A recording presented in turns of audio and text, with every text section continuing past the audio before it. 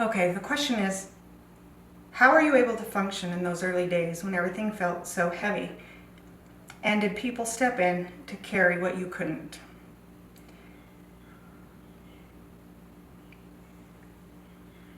Short answer, most precise answer, most real answer is I didn't function. There's really no functioning, right? I remember, to be completely honest and transparent, was given medications that let me sleep, and that's the only thing I could do. There's a lot I don't remember during that time, but I'm actually grateful for the medication that I took those first few, especially first few weeks, but first few months, that took me out of my nightmare, to be honest. I wrote down a few notes here. Okay, so those first days, the first day, the first weeks, months, I had a lot of support from friends and family and from the community, which I'm forever grateful for. However, in those moments, in those first moments when the ground from underneath me has been just pulled out and I don't know up from down, my world is spinning, shattered, all those things. When you get a flood of text messages and cards brought to your door and gifts and books on grief and poems, beautiful poems, very thoughtful things from so many people. The honest truth is that grief, and in these first few days, weeks, months, grief isn't just in your heart. Your heart's not just broken and your world's not just spinning, but your body is going through everything too. So in those first moments, when I was sent all those beautiful messages, books, poems, gifts, my brain could not read any of it. I couldn't even read a text message that was longer than, "I'm so sorry," or "My heart is with you." If I tried to read anything longer than that, my brain shut down. It couldn't comprehend sentence structure. It couldn't comprehend meaning of words. It could not function. So I was really unable, not just emotionally, but mentally and cognitively, I was unable to read all those messages, though I'm extremely touched and grateful for every single one. My brain couldn't. And I remember in the beginning, my support system would try to keep track of all the gifts and letters and things that came pouring in. They would try to keep track of who sent them to me and write down their information so that later I could write thank you notes and send thank you notes for all these beautiful, thoughtful gifts. But I'm here to tell you that it is not possible for anyone going through this to have to think about sending thank you notes afterwards. All social norms and etiquettes are out the window. And I had to eventually tell my support system just to stop because it was stressing me out. It was stressing me out that they wanted to note everything, because every note they took with every name, every address, every gift they wrote down, I felt the pressure that one day I was going to have to sit down and write a thank you note. And I really don't think, and I hope, anyone who sent me anything wouldn't expect a thank you letter, thank you card, thank you note from me. But in case you're one of the ones that sent me something, let me just tell you now, thank you, and how grateful I am, because even though I couldn't read the cards, the poems, the books, with each one, all I could see and feel was love, and I needed that. So that is one thing that I went through in those early days. I think that, to be honest, I have ADHD. I've always had ADHD, and not reading comprehension so much, but reading and keeping my mind focused on the words and what's being said has always been a struggle. And then when you add this kind of trauma to it and brain fog, it's like my brain was short-circuiting. It was like my brain, my body, my emotions, my heart, my soul were short-circuiting. So to be able to function in a way that I could actually read any of that, it just wasn't possible. Now, as far as my support system, I had incredible friends and family and community all around me, and I'm very grateful and very blessed to have them.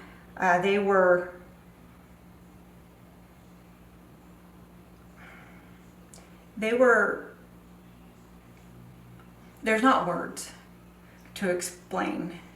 There's not words that I could adequately give to express how grateful I am for everything that they did for me.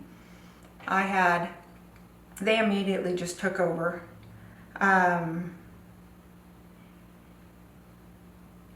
They immediately took over everything. They got my kids where they needed to be.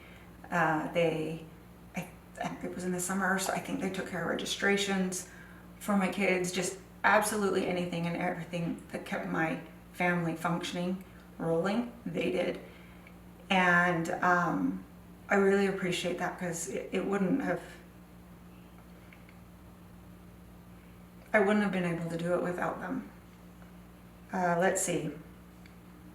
Well, I had one friend who she worked from home, and so instead of working at home, she came here, sat at my dining room table on her laptop, and worked just to be by me, so I wasn't alone. I had,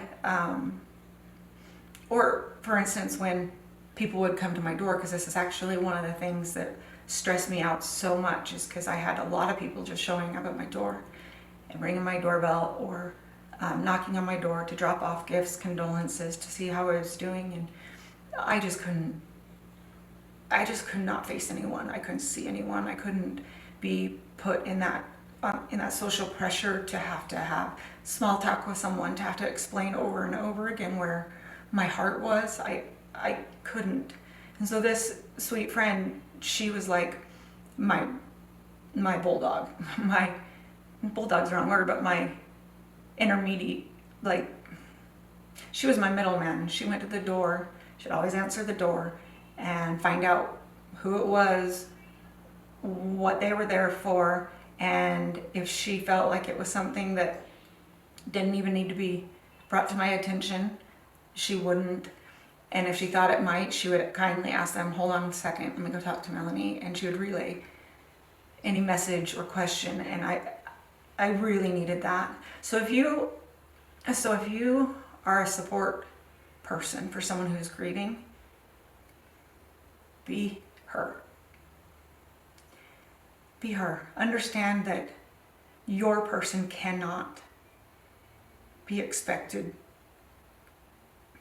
to function, to talk to everyone, to explain to everyone where their heart is and how their emotions are, how they're doing repeatedly. They just can't do it. So that's one thing that you could do for someone that you love if you're looking for ways to support them. Let's see. One of the very hardest things I had to deal with those first days, those first weeks, months, but to be honest, still today, is the question, how are you? Man, it's so easy and it rolls off so many tongues so easily. It's just a social normality. Normality? Is that the right word? It's just so, we're in autopilot. We just, no one thinks about it, and they always ask, how you doing? How are you? And though I know they meant nothing by it, they didn't even recognize what they were asking me. It's just a polite way to enter a room someone's in, or to communicate when you first are in someone's presence. I had to start telling my support system, please stop, please don't ask me. And it took them even a lot to, it just came too naturally. So it took them a lot to get used to not saying that as a greeting. Because honestly, if you think about it, how does someone in my situation answer that question? How do you think I'm doing?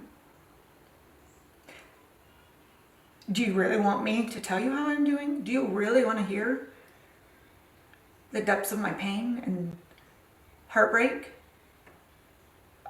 I don't know that you really do, because I don't know that you know what to do with it. But how do you,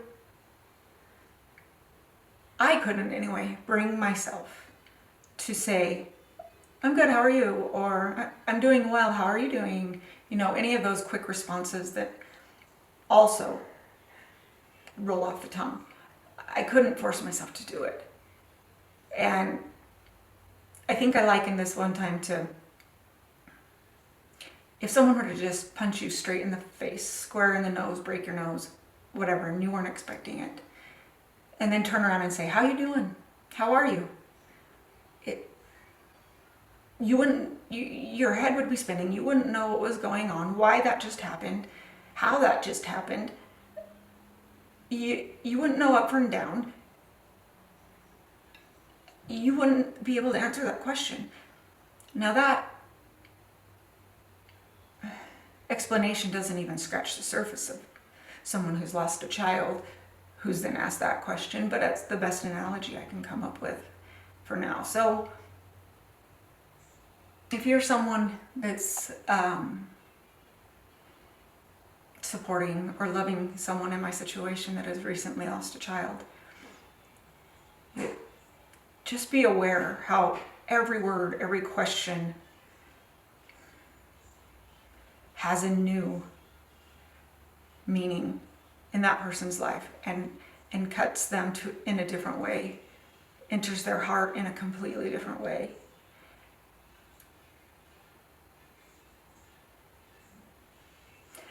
I started, when people would ask me that question without thinking, I started actually responding with what I was doing. So they would say, how are you doing? And my response was, oh, I'm working on this puzzle, this 1,000 piece puzzle, it's given me some troubles, or you know, that was my only answer, because that's all I could do. The only thing I could do was puzzles in that first month. But I would answer what I was doing to sidestep having to tell them the truth about how I was doing and shatter my heart all over again and put myself in an emotionally vulnerable situation, putting them in an awkward situation where they feel like they have to say the right words to fix me, to heal me, when they have none. There are none. They couldn't.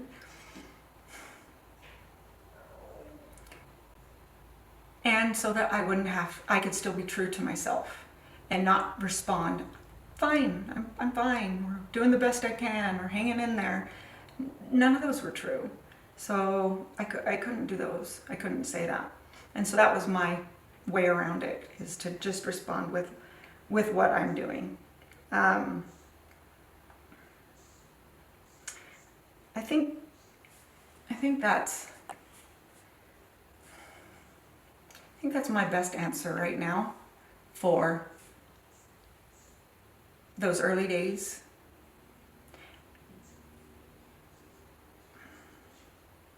They're not even, okay, so they are more true in those early days, but they're still true today.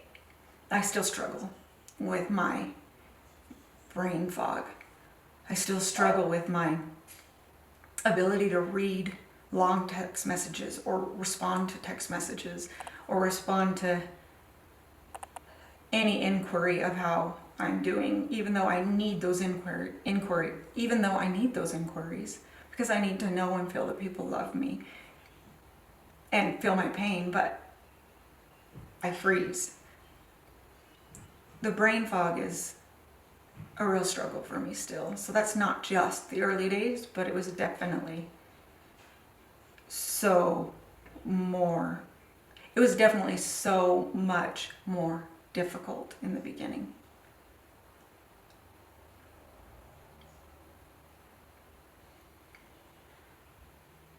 No human being, especially no mother, is prepared, or do I even think has the ability? I don't think the human heart was built for this much pain and this much sorrow and heartbreak, and the body wasn't built for this. The mind wasn't built for this.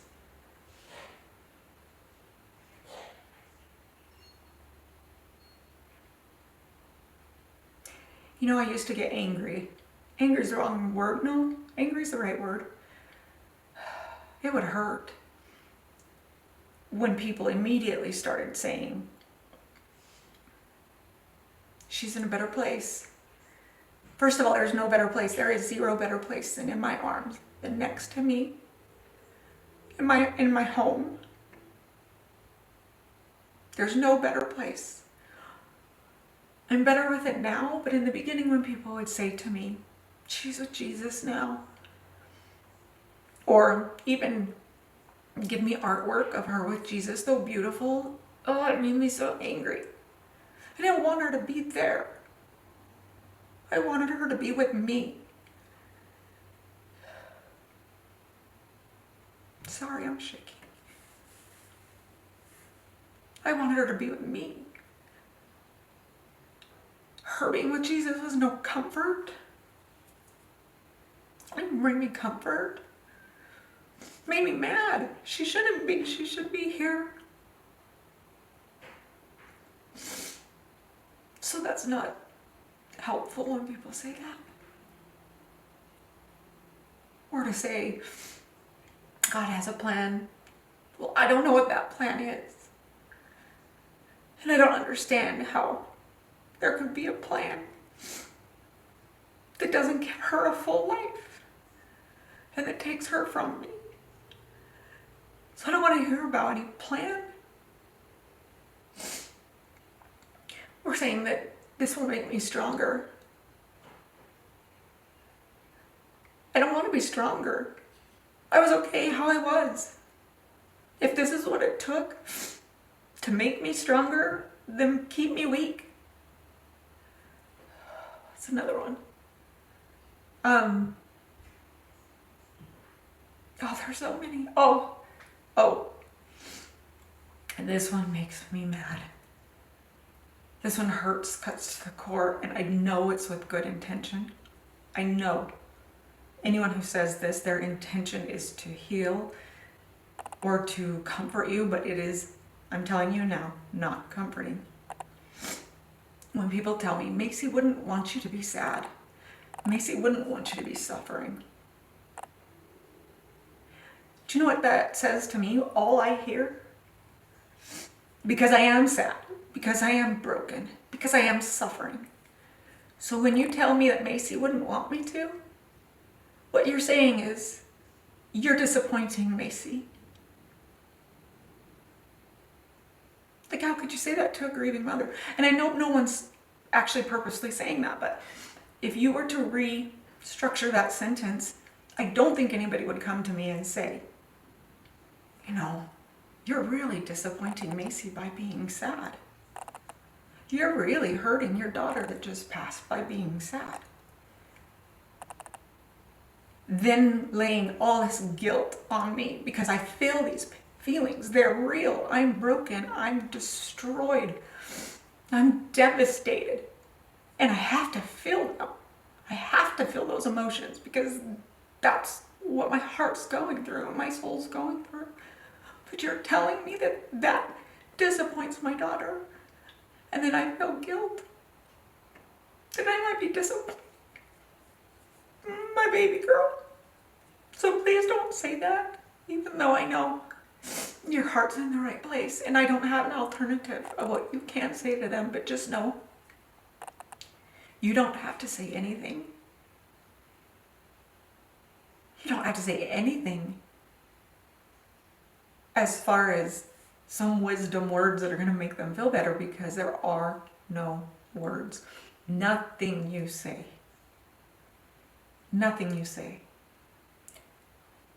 no matter how deep, how well thought out, how well-meaning, some philosophical thought that should heal, there are no words that you can say that will heal that mom and take her heartbreak away. So don't try. And know that she's not looking for you to fix her. She's not looking for you to have the right words. So that takes the pressure off of you, and that takes the pressure, well, I wouldn't say pressure off of the grieving parent, but that takes the pressure off you to know, I hope, to know that they aren't looking at you to come with some words that will fix this situation.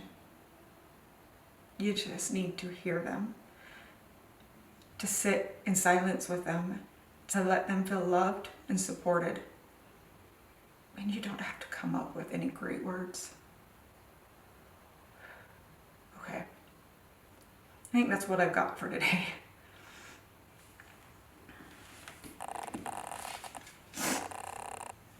I will say, the purpose of this, I don't even know what the purpose of this is, other than, I don't even know what the purpose of posting these videos is going to become, other than I just want, number one, to express what I went through. There's healing in that, I think. And for any mom who is or has gone through this without feeling seen or understood, I want them to know they're not alone. And if anyone that is a support, a loved one, a family member, a friend to someone who's grieving, that it might help you know what that person is going through. I'm not here to be some deep thinking guru that is going to tell you what to do in your grief. I'm just here to explain. I'm just here to describe my experience in hopes that it can help you in any way, and that it helps me I'm getting it out. I'm speaking it out loud, which is needed to do, I think, in processing. Anyway, that's my goal here. And we'll see how it evolves. If it evolves, maybe this is my only one. I don't know. But this is where I'm at. Thanks for watching. Oh, also, if you have any questions that you want me to address on a future video, please comment, leave the message, and I'll try to get to it. So let me just say, if it has to do with my actual trauma and tragedy and what happened, that's not what this is for. I don't want to relive the worst day of my whole life and the trauma, and I don't want to get into that, but I do want to give you an insight to all the aftermath and what in my journey of emotions and my journey of pain and my journey of grief, PTSD, trauma, all of that, in hopes that I can help you or someone you love. But this is more about the aftermath. So the questions would be more geared to the aftermath of everything and my journey and experience. Thank you.